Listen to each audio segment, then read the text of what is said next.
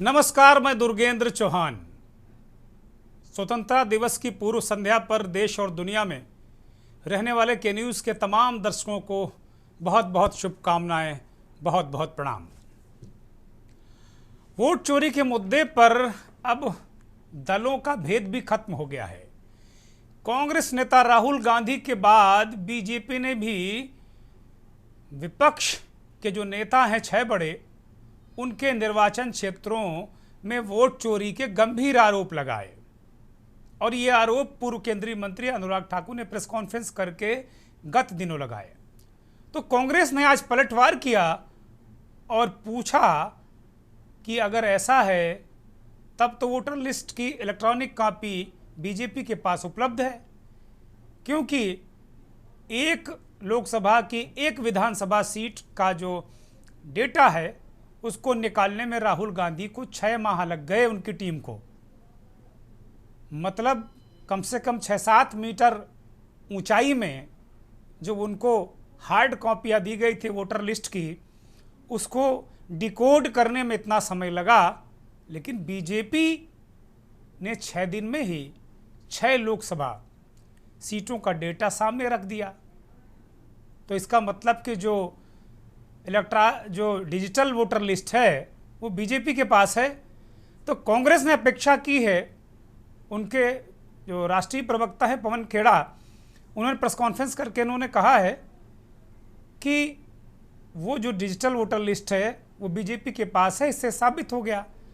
तो ये voter list Congress को भी कृपया दे दें और सबसे पहले वाराणसी की दे दें, जहां गिनती के दिन, जिस दिन वोटों की गिनती हुई थी, प्रधानमंत्री नरेंद्र मोदी काफ़ी देर तक, कहते हैं 7 राउंड तक पीछे थे, लेकिन बाद में बहुत कम वोटों के अंतर से वो जीते। बीजेपी ने रायबरेली, वायनाड, कन्नौज, मैनपुरी, डायमंड हार्बर अभिषेक बनर्जी का संसदीय क्षेत्र है जो टीएमसी के नेता हैं। बाकी के ज़्यादातर जो मैंने बताया, रायबरेली अखिलेश राहुल गांधी और कन्नौज अखिलेश, मैनपुरी डिम्पल यादव। और तमिलनाडु के मुख्यमंत्री एमके स्टालिन का विधानसभा क्षेत्र कोलाथुर जैसी 6 वीआईपी सीटों पर जीत जो हुई, विपक्षी नेताओं को उस पर सवाल उठाया और कहा कि ये इनमें कहीं ना कहीं फेक वोटर लिस्ट का इस्तेमाल हुआ है।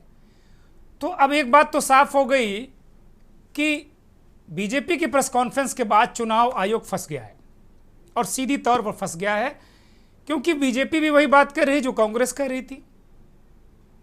तो एक बात तो तय है कि वोटर लिस्ट में घमंजा तो है, वरना फिर दोनों राष्ट्रीय दल झूठ बोल रहे हैं अगर घमंजा नहीं है तो। और कांग्रेस को इस बात का एतराज है कि राहुल गांधी की प्रेस कॉन्फ्रेंस के 3 घंटे बाद ही चुनाव आयोग ने उन्हें नोटिस दे दिया कि आप जो कुछ कह रहे हैं हलफिया बयान कीजिए, हलफनामा दीजिए। लेकिन अनुराग ठाकुर से आज तक हलफनामा नहीं मांगा। क्यों भाई? ये सवाल इस देश की जनता भी पूछ रही है, ऐसा क्यों? मगर इन्हीं आरोप प्रत्यारोपों के बीच में सुप्रीम कोर्ट ने बिहार की एसआईआर, स्पेशल इंटेंसिव रिवीजन जो है, उसमें एक बड़ा डायरेक्शन दिया है।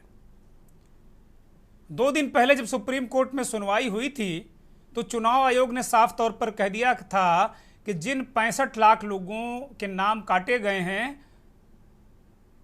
उनके कारण समेत वो सार्वजनिक नहीं करेगा, कारण सार्वजनिक नहीं करेगा और उनको बताएगा नहीं कि वो कौन लोग हैं। अपने अपने जिलों की सूची में लोग ढूंढिए। तो बड़े पैमाने पर जिंदा वोटर जिन्हें मुर्दा कर दिया गया था वो सामने नजर आए। सोशल मीडिया, डिजिटल मीडिया, मुख्यधारा का मीडिया और विपक्षी दल जो याचिका करता है सुप्रीम कोर्ट में, वो तकरीबन 17 जिंदा लोगों को लेकर सुप्रीम कोर्ट चले गए, पेश कर दिया कि देखिए इनको मृत बताया गया है, ये जिंदा है।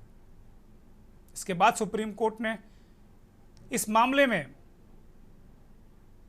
लगातार चुनाव आयोग से सवाल किए और आज सुप्रीम कोर्ट ने साफ तौर पर कह दिया कि जो 65 लाख वोटर आपने हटाए हैं, कारण समेत उनको सार्वजनिक कर दीजिए, निर्देश है, आदेश है। इसके बाद चुनाव आयोग को थोड़ा मुश्किलें नजर आ रही हैं। जस्टिस बागची ने पूछा कि क्या जो 65 लाख लोग हैं उनको मुख्य जो पुरानी सूची थी, प्रोविजनल सूची, उससे हटा दिया आपने? तो आयोग ने कहा नहीं, अभी नहीं। तो उन्होंने कहा जब तक फैसला नहीं हो जाता तब तक ये करिएगा भी मत। तो विपक्ष आज जो सुप्रीम कोर्ट में जो कुछ हुआ उसे अपनी जीत का पहला कदम मान रही है। और इस बीच एक पानीपत से खबर आती है कि वहां पंचायत का चुनाव हुआ और इस खबर ने सबको चौंका दिया। सरपंच के चुनाव जो पिछले दिनों हुए थे उसमें वोट चोरी का मुद्दा सामने आया था और आरोप लगा था कि जो जीता व्यक्ति था उसको हरा दिया गया और ये वोटिंग भी ईवीएम से हुई थी। जो हारा प्रत्याशी था वो सुप्रीम कोर्ट गया और कहते हैं कि सुप्रीम कोर्ट ने वोटों की दोबारा गिनती करा दी तो हारा हुआ उम्मीदवार जीत गया। अब विपक्ष को चुटकी लेने का मौका मिल गया कि भाई जहां देखो वहीं वोट चोरी, वहां भी सुप्रीम कोर्ट और यहां भी सुप्रीम कोर्ट। तो क्या देश में अब जो वोटरों का अधिकार है, वोट का अधिकार है, सुप्रीम कोर्ट को ही बचाना पड़ेगा क्योंकि हालात तो ऐसे ही लग रहे हैं।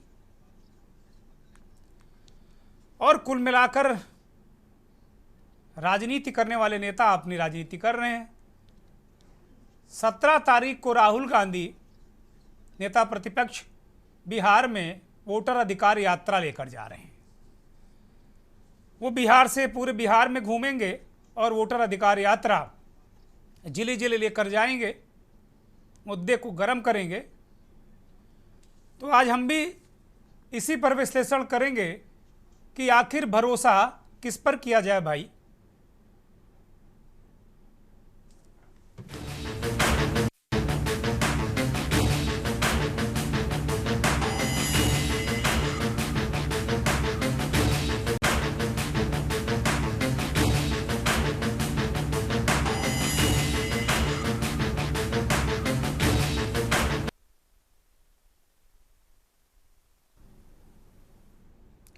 तो राहुल गांधी यात्रा पर जाएंगे। राहुल गांधी ने 7 तारीख को जो खुलासा किया था उसके बाद केंद्रीय मंत्री अनुराग ठाकुर ने मोर्चा संभाला और उन्होंने कह दिया जी हाँ, जहां जहां विपक्ष नेता जीते वहां तो बड़ी भयानक स्थितियां हैं। उन्होंने रायबरेली का डेटा दे दिया कि इतने फर्जी वोट हैं, एक पता है उस पते पर 47 वोट हैं। जैसे जैसे राहुल गांधी ने कहा था बीजेपी के नेता ने भी वैसे ही वैसे वो 6 जो वीआईपी सीटें हैं, रायबरेली, कन्नौज, मैनपुरी, डायमंड हार्बर और कोलाथुर विधानसभा सीट, सब में बता दिया किस तरह चोरी हुई है। अनुराग ठाकुर का जरा बयान सुनिए।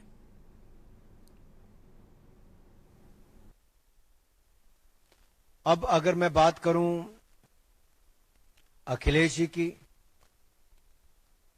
तो अखिलेश जी के भी यहां पर काफी 2,91,798 डाउटफुल वोटर हैं। कितने?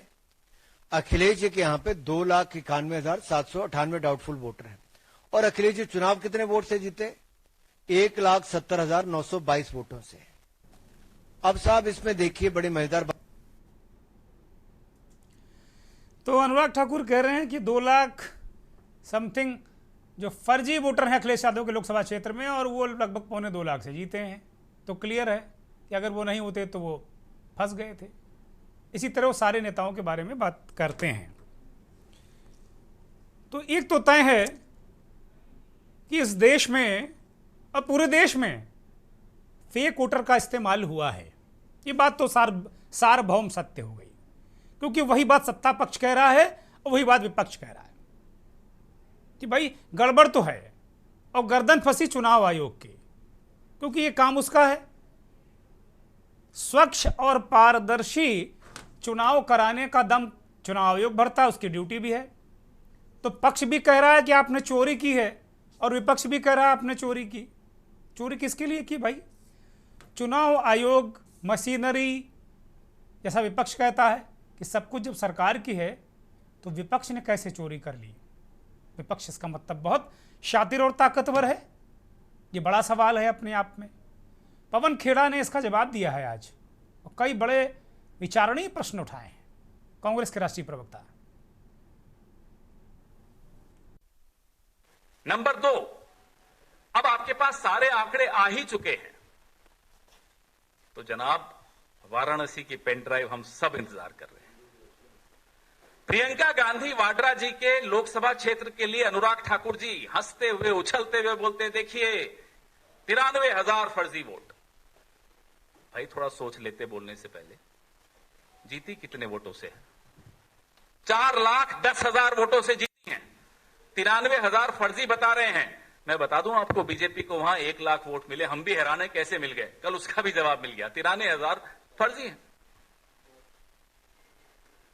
मान लो ये फर्जी वोट वायनाड में नहीं होते तो प्रियंका गांधी जी 5 लाख वोट से जीतती। हम तो यही मानेंगे। अब आ जाइए रायबरेली में, वहां के भी कुछ आंकड़े इन्होंने दिए। मान लो वहां भी फर्जी वोट नहीं होते तो राहुल गांधी 5 लाख वोट से जीतते। हम वाराणसी का इलेक्ट्रॉनिक वोटर लिस्ट की मांग कर रहे हैं। सबको यकीन हो जाएगा, हमें तो है, लेकिन कुछ लोग अभी भी बचे हैं जिनके मन में संशय है। उन्हें भी यकीन हो जाएगा कि एक बूस्टर डोज मिला था प्रधानमंत्री को। काउंटिंग के दिन आधे दिन तक प्रधानमंत्री हार रहे थे। नरेंद्र मोदी वाराणसी से चुनाव हार रहे थे। गंगा पुत्रों ने उनका इलाज कर दिया था, लेकिन एक बूस्टर डोज फर्जी वोटर्स का मिल गया। 150 मिनट तक काउंटिंग का कुछ भरोसा नहीं मालूम पड़ रहा था, कहीं सब कोई आंकड़े नहीं आ रहे थे। अचानक वापस से आंकड़े शुरू हुए और प्रधानमंत्री जीत की ओर अग्रसर हो गए। 1 लाख वोटों से जीते। अगर ये आंकड़े हमारे पास आ जाते हैं, इलेक्ट्रॉनिक वोटर लिस्ट हमारे पास आ जाती है वाराणसी की, ये साबित हो जाएगा कि प्रधानमंत्री भी गद्दी को चुरा कर बैठे हैं। चोरी की कुर्सी है। वोट चुराया, चुनाव चुराया, कुर्सी चुराई। ये 3 चोरियां इस प्रधानमंत्री ने की हैं और कल ये अनुराग ठाकुर ने खुद साबित कर दिया। अब तक तो हम पर सवाल उठाए जाते थे, अरे साहब आपको तो संस्थाओं पर भरोसा नहीं है, राहुल गांधी तो संस्थाओं पर भरोसा नहीं करते। तो अनुराग ठाकुर क्या संस्थाओं पर भरोसा कर रहे थे कल? बीजेपी बोले तो बोले देखो साहब कितना अच्छा खुलासा कर दिया। वायनाड का खुलासा हो गया, रायबरेली का खुलासा हो गया, कन्नौज का खुलासा हो गया, डायमंड हार्बर का खुलासा हो गया।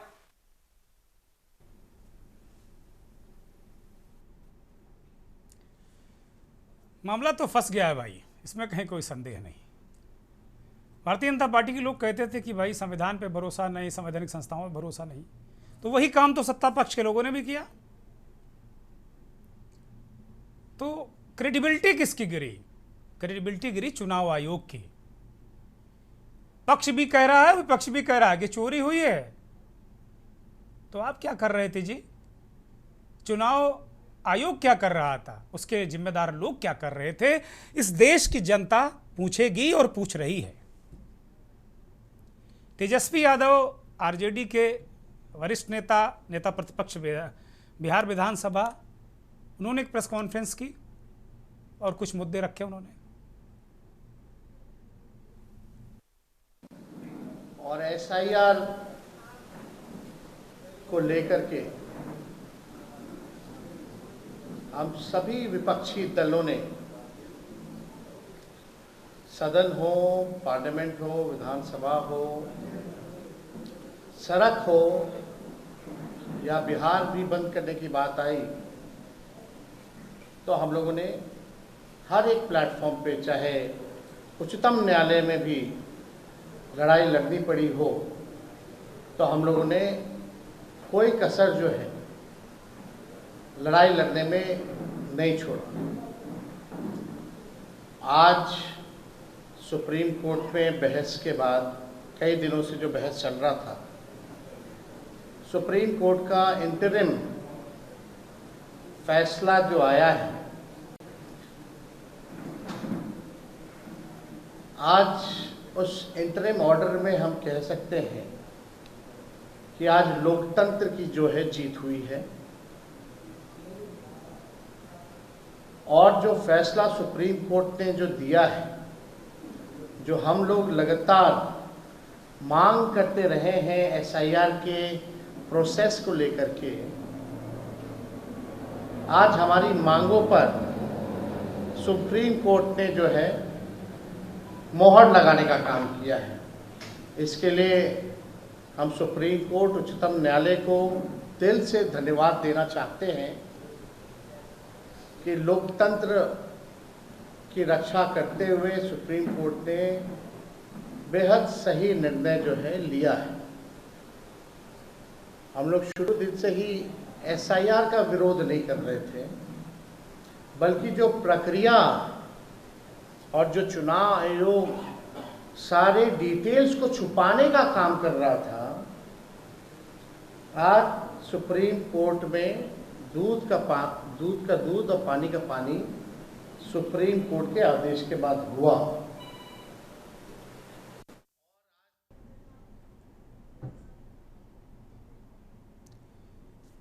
राहुल गांधी बिहार जा रहे हैं। 17 तारीख से उनकी वोट अधिकार यात्रा है बिहार में।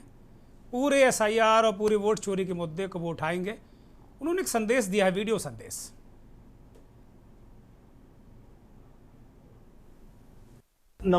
17 तारीख हम बिहार में वोटर अधिकार यात्रा पर निकल रहे हैं। वन मैन वन वोट का जो आइडिया है, संविधान को बचाने का जो आइडिया है, उसके लिए हम और हमारे साथ बिहार के सारे युवा एक साथ निकलेंगे और वोट चोरी को रोकने का काम करेंगे। इस लड़ाई में बिहार के युवाओं की जरूरत है। सारे के सारे युवाओं को हमारे साथ जुड़कर संविधान की रक्षा। अब जिस मसले की हमने सबसे पहले इस कार्यक्रम में चर्चा की थी कि पानीपत में एक चुनाव होता है, एक प्रत्याशी हार जाता है, ईवीएम से वोट पड़ते हैं, वो सुप्रीम कोर्ट जाता है और सुप्रीम कोर्ट फिर से गिनती करा देता है और जो हारा प्रत्याशी जीत जाता है। उस मसला वो है क्या, जरा उसको समझने की कोशिश कीजिए। मैं मोहित कुमार, सभी जो मेरे साथ मेरे गांव वालों का प्यार था, स्नेह था, मेरी हिम्मत बढ़ाई पूरे गांव ने, उसका मैं तहे दिल से शुक्रिया अदा करता हूं। और आगे भी मैं सभी अपने गांव वालों के साथ मिलजुल कर उनके आशीर्वाद से गांव के विकास के लिए कार्यरत रहूंगा। अच्छा, जो जश्न आपको 2.5 साल पहले मनाना था, हाँ जी, आप 2.5 साल बाद आज मनाएंगे। पूरे गांव आपके यहाँ पे साथ में आया हुआ इस शपथ ग्रहण समारोह। हाँ जी सर, प्यार है सभी गांव वालों का, सच्चाई की जीत हुई है। ये जब तक झूठ का तो सर छोटा ही दिन होता है, सच्चाई तो आनी ही होती है। देखिए, इस फैसले के बारे में ये है कि जब हमारे पास ये केस आया था, तो हमने जब केस को स्टडी किया तो हमें एक इस केस के अंदर ये लगा कि इसके पेक्युलर फैक्ट्स हैं। क्योंकि मसला ये था कि जो 69 नंबर जो बूथ है गांव में, उसकी वोटों की गिनती का सवाल था। तो सुप्रीम कोर्ट ने मशीनों को सुप्रीम कोर्ट कॉम्प्लेक्स में मंगा करके जो है वही रिकाउंटिंग करा दी है और अब फाइनली मोहित कुमार को सरपंच जो है घोषित किया गया है। आजाद भारत के इतिहास में यह भी बड़ा अद्भुत मामला है। एक सरपंच के चुनाव को सुप्रीम कोर्ट ने कॉग्निजेंस लिया और सुप्रीम कोर्ट परिसर में ही वोटिंग मशीन मंगाकर ईवीएम, जिन पर सबसे ज़्यादा संदेह विपक्ष करता है, लोगों में कुछ लोगों को भी इनमें बहुत संदेह होने लगा है, वो सारी ईवीएम मंगाकर सुप्रीम कोर्ट ने अपने सामने गणना करा दी। तो जो 2.5 साल पहले प्रत्याशी हारा था वो आज जीत गया। लेकिन सवाल ये है कि जो आज जीता है, अगर वो 2.5 साल पहले जीतता, उसका विजन क्या होता, डेवलपमेंट क्या होता। और ये बड़ा खतरनाक संदेश भी है ये कि अगर आपका वोट, आपका चुनाव इस तरह लूटा जाएगा, हड़पा जाएगा, मशीनों के जरिए, फेक वोटर लिस्ट के जरिए, फेक वोटरों के जरिए, तो फिर कैसे लोकतंत्र चलेगा। लोगों को बड़ा एतराज हो जाता है अगर कोई तुलना कर देता है कि साहब फला देश में इस तरीके की वारदात हुई थी जहां जनता ने फला को दौड़ा लिया था। लेकिन जब हालात बनेंगे तो जनता की अगर कहीं सुनवाई नहीं होगी तो क्या करेगी जनता? क्या करेगी? जनता का क्या अधिकार है? उसके अधिकार मिलने चाहिए। और अधिकार कम से कम मुझे तो ये उम्मीद है कि इस देश में जब तक सुप्रीम कोर्ट है, जब तक कानून है, तब तक किसी का अधिकार कोई छीन नहीं सकता। एक ब्रेक लूंगा और ब्रेक के बाद इस पूरे मसले पर चर्चा। आप देख रहे हैं के न्यूज खबर।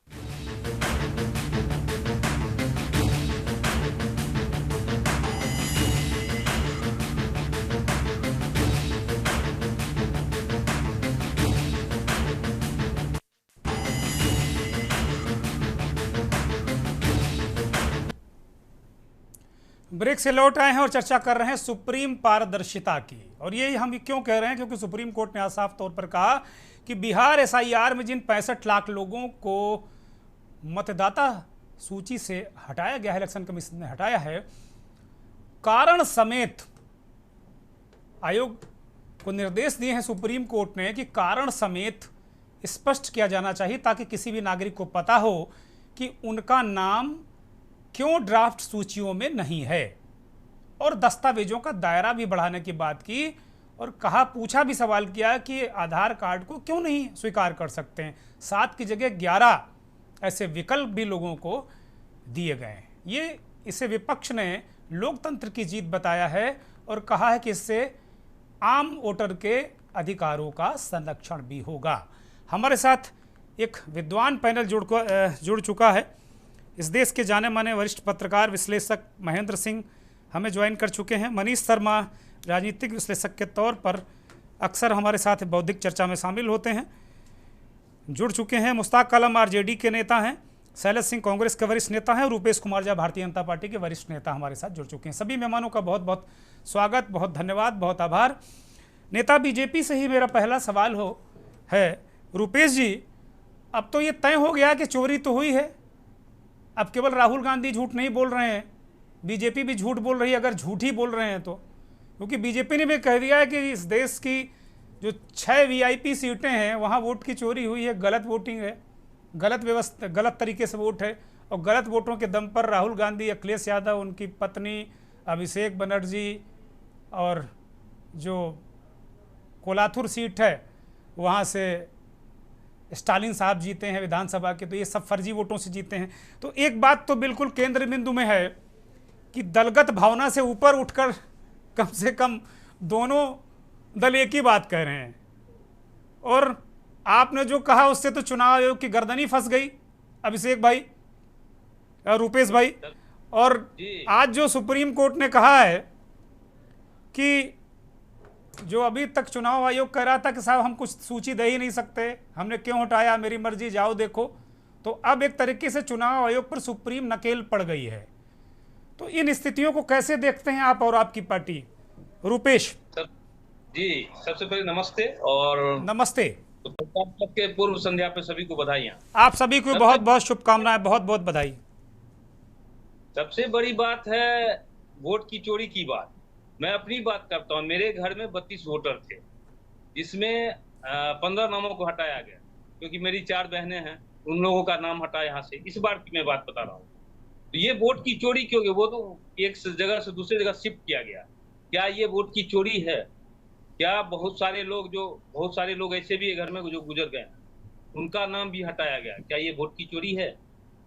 बहुत सारे लोग, आपकी बहनें होंगी, वो अपने ससुराल में है, वहां वो एंट्री हुई तो यहाँ उनका नाम कटा, इस तरीके से। और जहां तक फर्जी वोट, यही नहीं, बांग्लादेशी लोग यहाँ पे बहुत ज्यादा, कोसी और सीमांचल में सबसे बड़ी समस्या है बांग्लादेशियों की।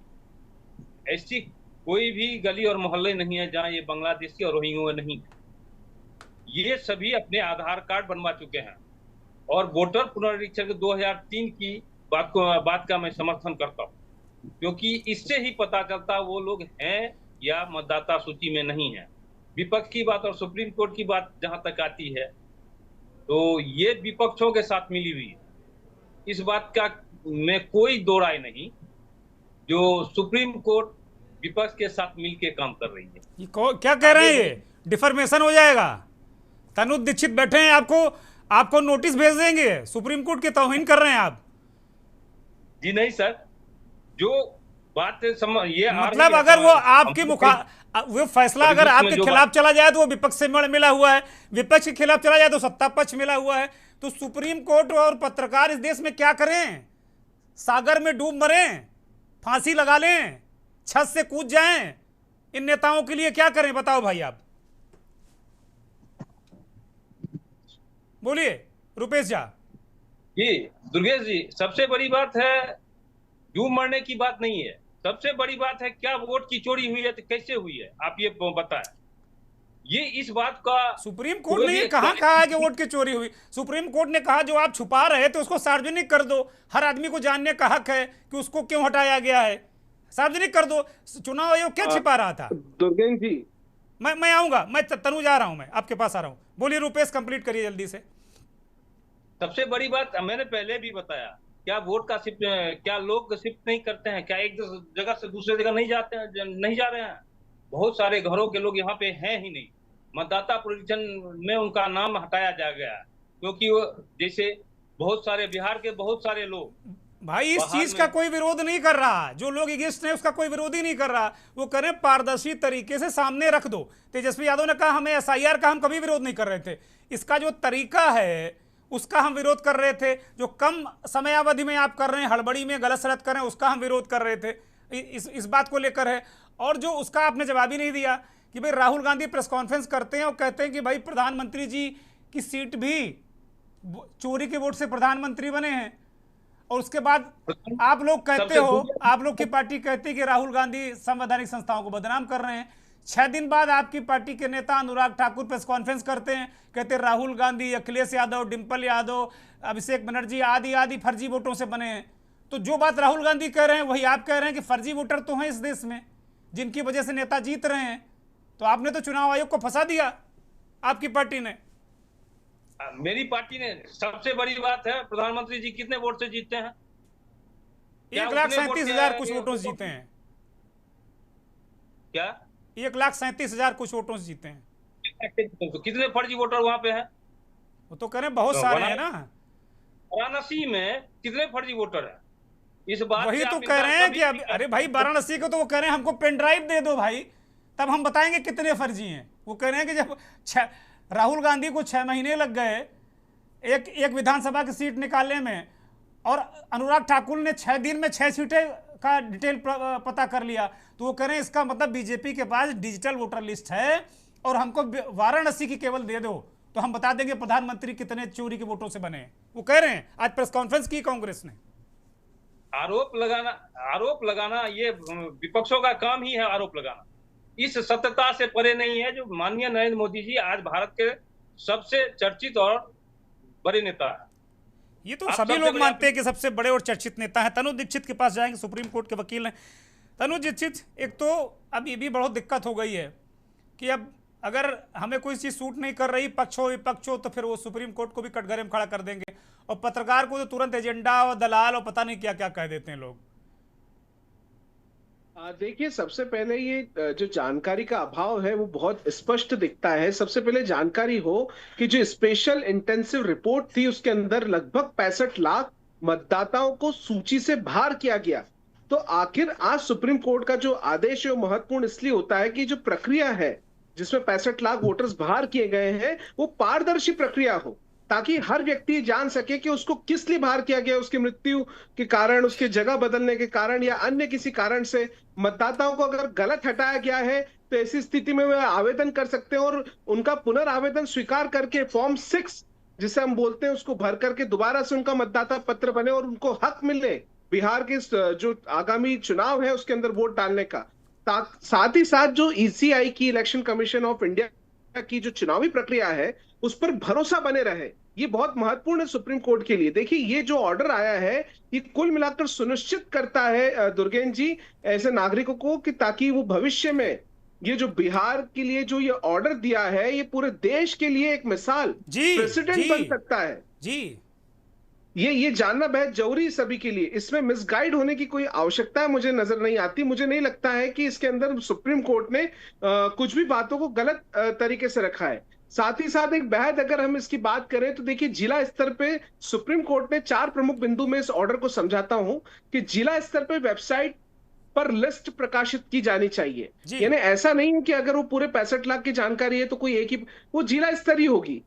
दूसरा, ईपीआईसी नंबर के आधार पर सर्चेबल लिस्ट रखी जाएगी, जिससे कि किसी को भी अपने बारे में ढूंढने में बेहद आसानी होगी। लोक माध्यम जैसे कि टेलीविजन, अखबार, दूसरे प्रचार प्रसार के जो माध्यम है, उनके द्वारा सभी व्यापक प्रचार इसमें किया जाएगा। और साथ ही साथ 22 अगस्त इसमें एक डेडलाइन है जिसमें अनुपालन रिपोर्ट को प्रस्तुत करना है।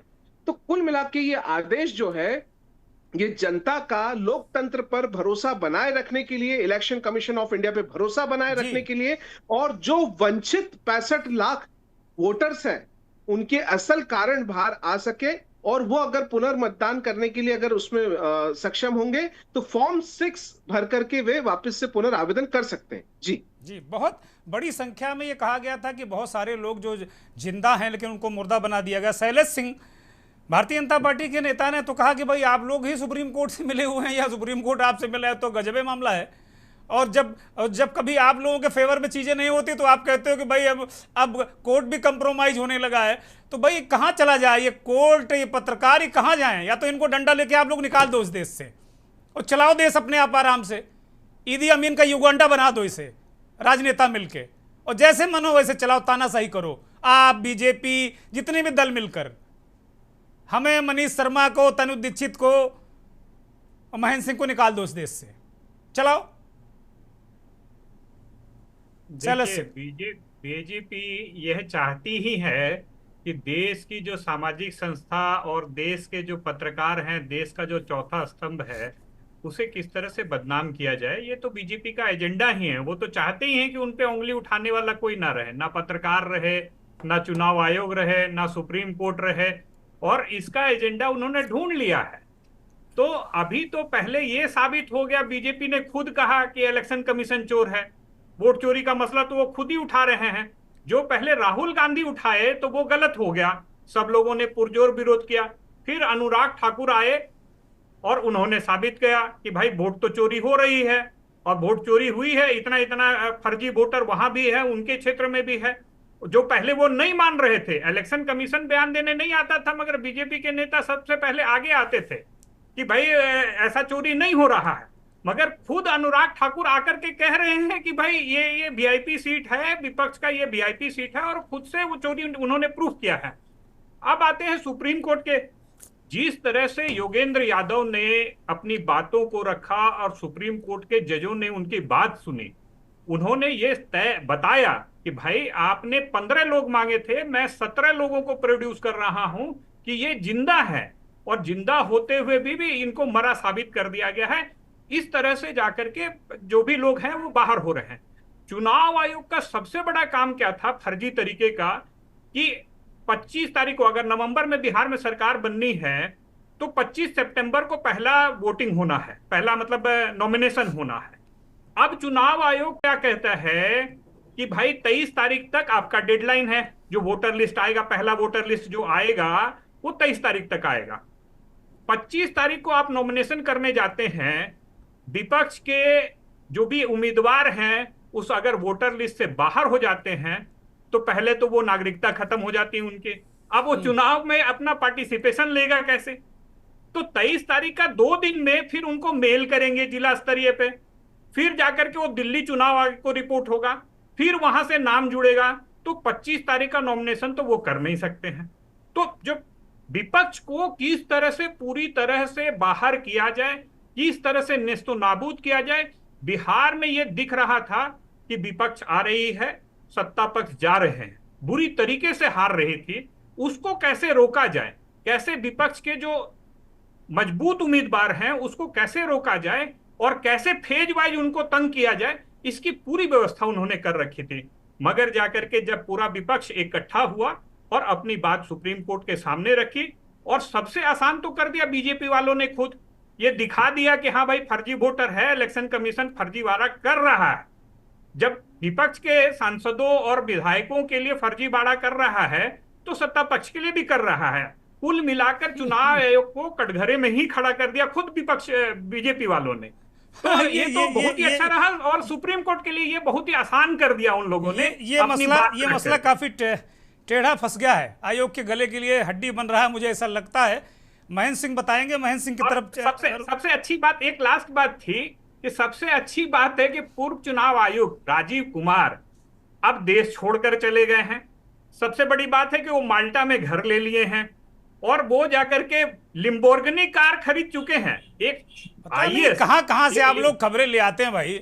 सारे लोग लग रहा है आप ही लोगों को बताते हैं, उसका सब रजिस्ट्रेशन आप लोगों को भेजते रहते हैं। लंबोर्गिनी खरीदी कि कौन सी खरीदी? गजब है भाई, कांग्रेस के लोग भी गजब लोग हैं भाई, मान गए। और उनका पेंटा हाउस भी उनके नाम पे है। तो माल्टा में जाकर के खरीदना और इस तरह का उपयोग करना ये सरासर दिखाता है कि भ्रष्टाचारी है।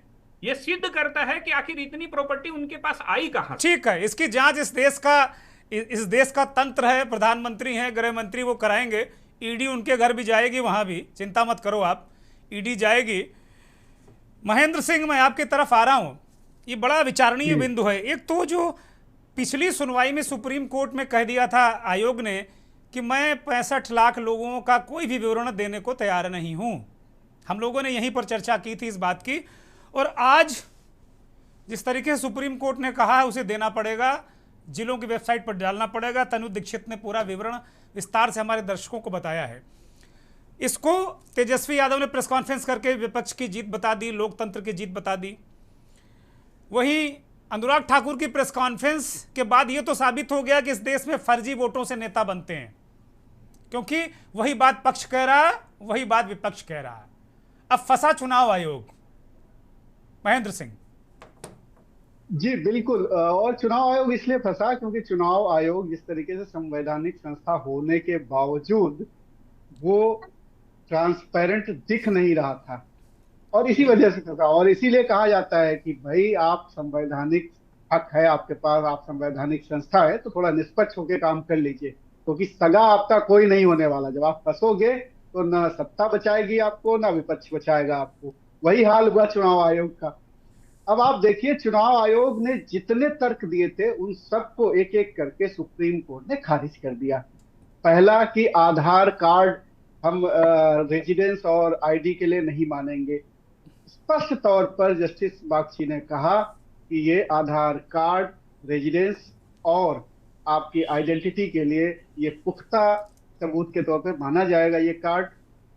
और क्यों ना माना जाए, क्योंकि एक जो केंद्र सरकार की संस्था है जो बहुत ही एक तरीके से पूरे देश भर में जमाने से बनाती हुई आ रही है आधार कार्ड, वो बनाती है और हर जगह ये आधार कार्ड चलता है। सारे सेंसिटिव मसलों पर आधार कार्ड का इस्तेमाल होता है। संवेदन और अति संवेदनशील जितने भी मुद्दे हैं सब में आधार कार्ड ही चलता है, उसी का ओटीपी मांगा जाता है कि भाई बताओ क्या चल रहा है सब। दिलचस्प बात यह है दुर्गेश जी कि अभी हमारे पैनलिस्ट भी कह रहे थे कि आधार कार्ड जो है फर्जी बन गए हैं बांग्लादेशियों के और रोहिंग्यों के। ठीक, अब इनसे पूछा जाना चाहिए कि सरकार यहाँ पर पाकिस्तान की, बांग्लादेश की चलती है या भारत की? अगर आपके यहाँ एक संस्था जो आधार कार्ड बनाती है वो बांग्लादेशियों के आधार कार्ड बना रही है, जो कि केंद्र सरकार के अंडर में है संस्था, वो रोहिंग्यों के बना रही है, तो इसका पनिशमेंट, इसका उत्तरदायी, अकाउंटेबल कौन है? यानी आपकी सरकार होते हुए ये सबके आधार कार्ड बन रहे हैं। तो फिर ये बहुत दिलचस्प हो जाता है कि एक संस्था एक अपनी ही संवैधानिक संस्था को इस तरीके से कहती है कि यहाँ पर फर्जीवाड़ा हो रहा है। मतलब आधार को इतना ज्यादा गिरा दिया था इस दौरान बहस में कि आधार तो निहायत फर्जी डॉक्यूमेंट है, कोई भी बनवा सकता है। ये भूल गए थे कि वो केंद्र सरकार की एक मिनिस्ट्री ही बनाती है उसको।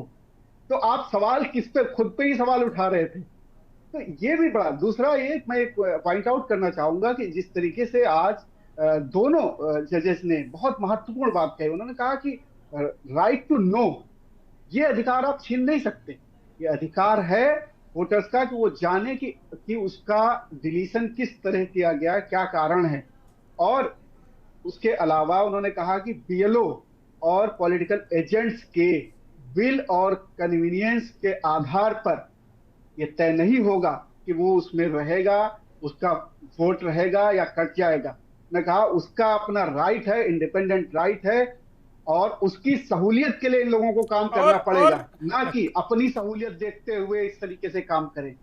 तो बहुत आज का मतलब एक ऐतिहासिक फैसला है, इसमें बहुत सारी चीजें छुपी हुई हैं जो कि आने वाले समय में बहुत जो निर्णय आएंगे उसका एक आधार बनेंगे।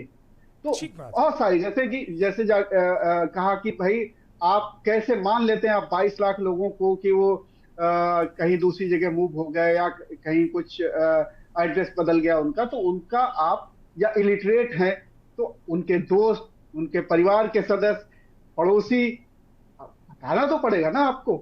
तो बहुत सारी चीजें मतलब एक तरीके से कहा जाए बखिया उधेड़ के रख दिए सुप्रीम कोर्ट ने चुनाव आयोग। और वोटर आईडी को लेकर भी कहा है कि वोटर आईडी आप चेंज नहीं कर सकते, रद्द नहीं कर सकते, वो भी उसको रिकवरी शायद इस तरह की बात हुई है कोई। मैं सुन नहीं पाया, आपने क्या कहा? मैंने कहा वोटर आईडी को लेकर भी कहा कि वोटर आईडी आप यूं ही रद्द नहीं कर सकते किसी की।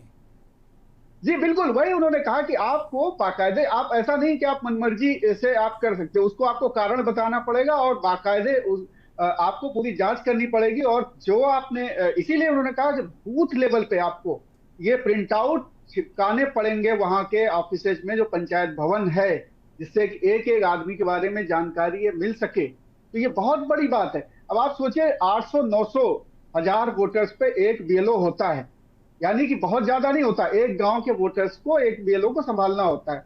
बच्चा बच्चा जानता है कौन हमारे गांव में रहता है, कौन दिल्ली में रहता है, कौन गुजरात में रहता है, कौन कहाँ रहता है, कब से रहता है, सब जानते हैं।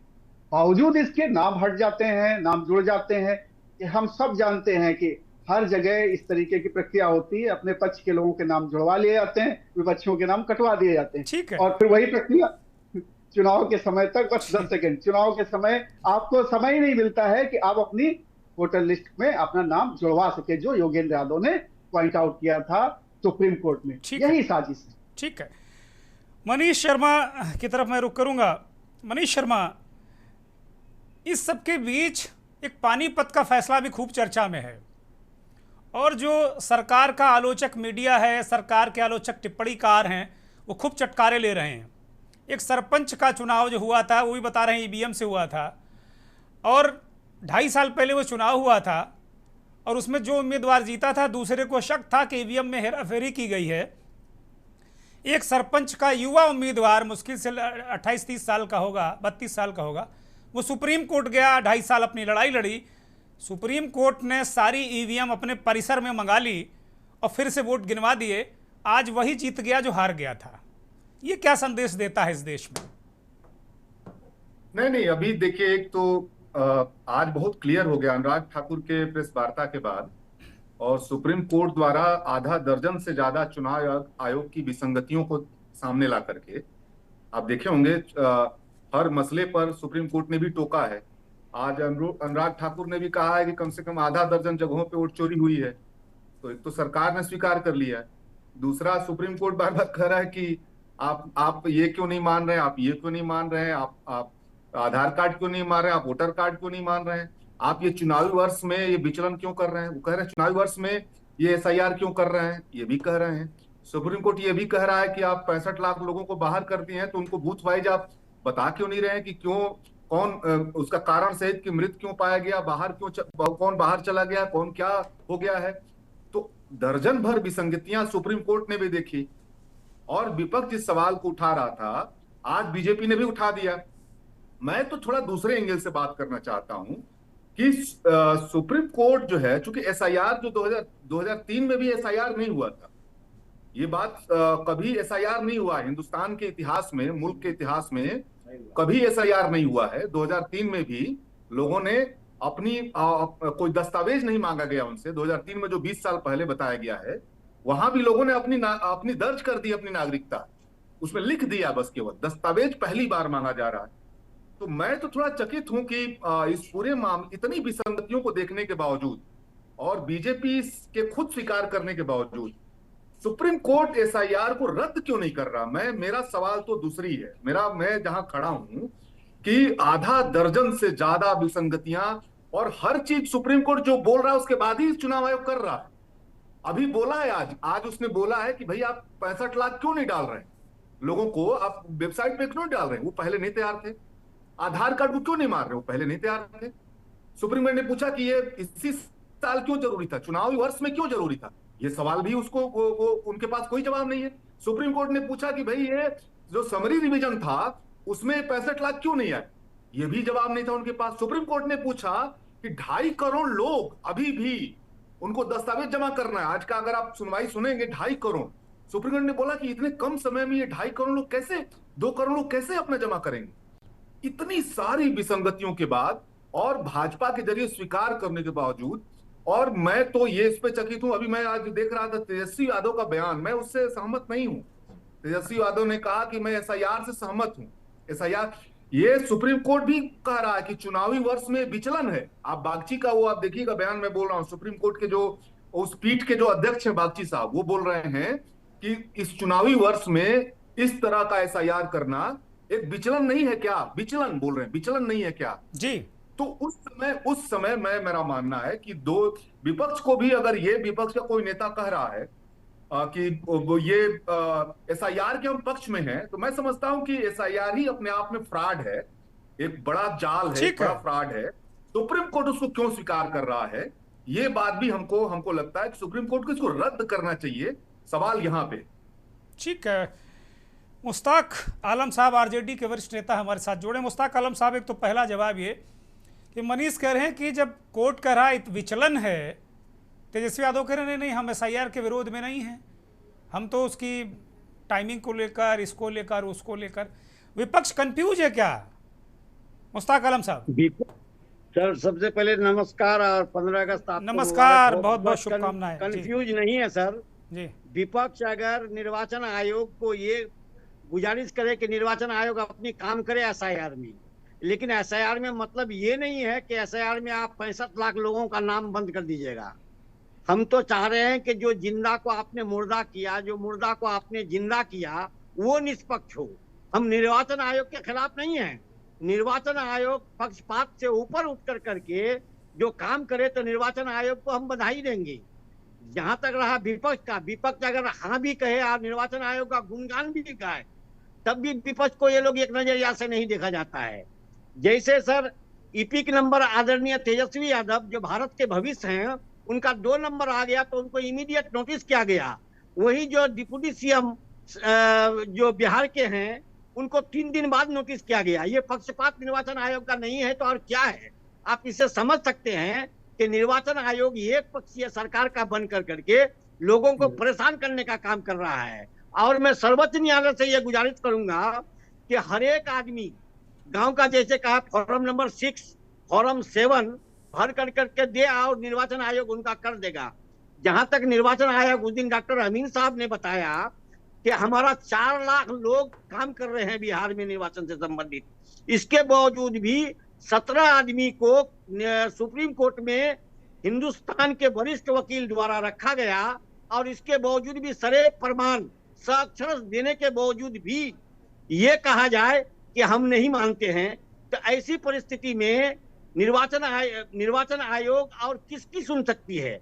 जब सर्वोच्च न्यायालय पर सारा लोग, जब कहीं से फैसला नहीं मिलता है तो लोग सर्वोच्च न्यायालय के होता है। आप सर्वोच्च न्यायालय को भी बात को निर्वाचन आयोग नहीं माने और राहुल गांधी जी से एफिडेविट मांग करके कागज देने का बात कहे, तो इससे स्पष्ट है कि निर्वाचन आयोग ये अपने आप में राष्ट्रपति समझ रहा है। और हिंदुस्तान में भारतीय जनता पार्टी राष्ट्रपति पर भी उंगली उठाता है। भारत के उपराष्ट्रपति को 2 दिन में इस्तीफा देना पड़ा और कहाँ गायब है इसका पता नहीं है। तो ऐसी संदर्भ में क्या कर सकते हैं? हम सर्वोच्च न्यायालय से निवेदन और आपके माध्यम से हाथ जोड़कर विनती करना चाहूंगा कि ऐसे मामलों में एडवाइस नहीं दे, सलाह नहीं दे, वो ऑर्डर पास करने की कृपा करें। यही आपसे हमारी दीक्षित आपकी बात पहुंचाएंगे सुप्रीम कोर्ट तक। हमारे साथ सुप्रीम कोर्ट के वकील तनु दीक्षित मौजूद हैं। तनु दीक्षित, जैसे भी मनीष ने कहा कि पर्याप्त कारण है एसआईआर को रद्द करने के, अगली सुनवाई जो 22 तारीख को है इसी महीने, आपको क्या लग रहा है सुप्रीम कोर्ट क्या ऐसा कर भी सकता है? क्या ऐसे तथ्य क्या सामने आ सकते हैं?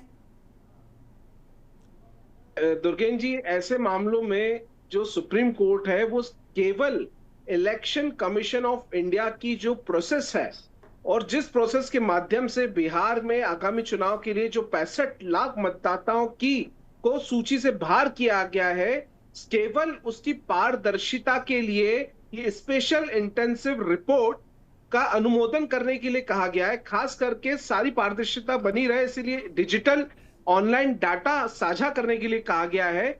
इसमें अगर कैंसिल होना होती और जो ऑर्डर पास करने की बात यहां महोदय कर रहे हैं साथ में, ये ऑर्डर ही है, ये आदेश ही है सुप्रीम कोर्ट का, जिसे फॉलो करना है इलेक्शन कमीशन ऑफ इंडिया को और इसका अनुमोदन करते हुए सारे डाटा को साझा करना है। देखिए, इससे आने वाले समय में अगर ऐसा, मैंने आपसे कहा था, ये एक ऐसा ऑर्डर है जिससे आने वाले समय में भी इतिहास में याद रखा जाएगा और इस देश में कभी भी अगर मतदाता सूची को लेकर के सवाल आएंगे तो इलेक्शन कमीशन ऑफ इंडिया को रिकॉर्ड्स डिजिटल ट्रांसपेरेंट रखना होंगे। यही इस आदेश की भविष्य भी है। जी सर, हम यहाँ कहना चाहेंगे कि इससे पूर्व में माननीय सर्वोच्च न्यायालय ने एक आदेश पारित किया था कि Aadhaar card, job card, ration card को मान्यता दी जाए, लेकिन उसको क्या क्यों दिया गया सर? आप कहते हैं कि आदेश है और उसको निर्वाचन आयोग को दिया गया, लेकिन वो मान्य क्यों नहीं हो सका सर? हम आपसे भी विनती करेंगे कि लोगों को वोट को सर कम से कम जिंदा रहने दिया जाए और आप लोग इस हक में जरूर लड़ाई लड़ें और सच्ची बात को देना चाहूंगा। जो आधार कार्ड और वोटर आईडी कार्ड की आप बात कर रहे हैं वे जीवित है, उसको लेकर के जो आदेश किया गया माननीय सर्वोच्च न्यायालय के द्वारा उसका ससम्मान पालन किया जा रहा है। बात यहाँ ये है कि क्या, देखिए, जो आधार है ईपीआईसी जो सुप्रीम कोर्ट ने आदेश दिया है वो इसीलिए जनरेट करी जाएगी हर वोटर की कि क्या वो वोटर स्थानांतरण हुए हैं या उनके वोटर आईडी कार्ड डुप्लीकेट बने हैं या उनमें से कितने जीवित हैं, कितने मर गए हैं, या और भी उसमें जो श्रेणियां हैं उन सभी को ध्यान में रखते हुए ये सारी चीजें ट्रांसपेरेंट होगी। अभी आप लोग जिस तरीके से इलेक्शन कमीशन ऑफ इंडिया। बहुत शुक्रिया सभी मेहमानों का, बहुत शुक्रिया। रूपेश कुमार झा, शैलेश सिंह, मुश्ताक आलम, महेंद्र सिंह, मनीष शर्मा और तनुज दीक्षित, बहुत बहुत शुक्रिया, बहुत बहुत आभार सभी दर्शकों का जिन्होंने इस कार्यक्रम को देखा, सुना, समझा। बड़ा महत्वपूर्ण, तनुज दीक्षित जैसा कह रहे थे कि ये जो सुप्रीम कोर्ट का जो आदेश है आज का, वो भारत के जो चुनावी इतिहास, ये चुनावी सिस्टम की पारदर्शिता को एक नई दिशा दिखाएगा, आंखें खोलेगा। और वो कह रहे हैं कि राहुल गांधी डिजिटल डेटा की मांग बार बार करते हैं, डिजिटल डेटा आयोग को रखना पड़ेगा इस आदेश के बाद। ये बहुत बड़ा सवाल है। इस देश में आपका वोट सुरक्षित रहे, आप जिसे देना चाहें उसे पड़े, ये एक चुनौती है और इस चुनौती की लड़ाई हमें और आपको लड़ना है। नमस्कार।